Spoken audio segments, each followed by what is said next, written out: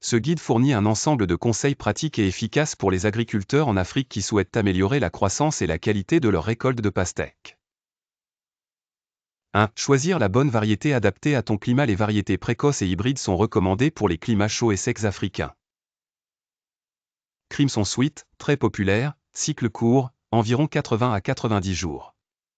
Sugar Baby, petite taille, rapide, très sucré.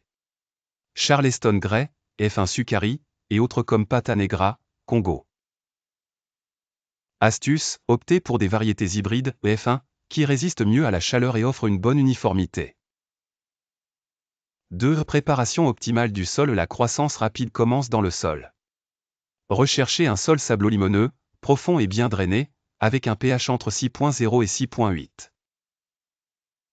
Préparation, labour profond, 30 cm.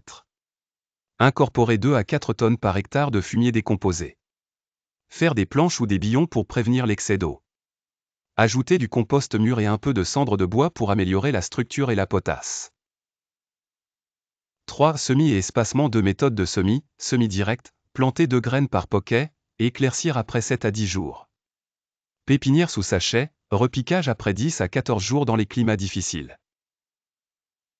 Espacement recommandé, 2 mètres entre les lignes et 0,8 à 1 mètre entre les plants, environ 2500 plants par hectare. Le cycle total est de 75 à 90 jours selon la variété et le climat. 4. Fertilisation intelligente. Une pastèque bien nourrie pousse 2 fois plus vite. Fertilisation de base avant plantation, NPK 15-15-15 à raison de 200 kg par hectare ou 10 g par plant. Après 3 semaines, urée ou NPK 20 octobre 10 entre 5 et 10 g par plant. Ajout de purin d'ortie ou compost liquide. Après floraison, engrais riche en potassium, NPK 12 décembre 20, cendre plus purin de bananier, recommandé, 5 g par plant tous les 10 jours.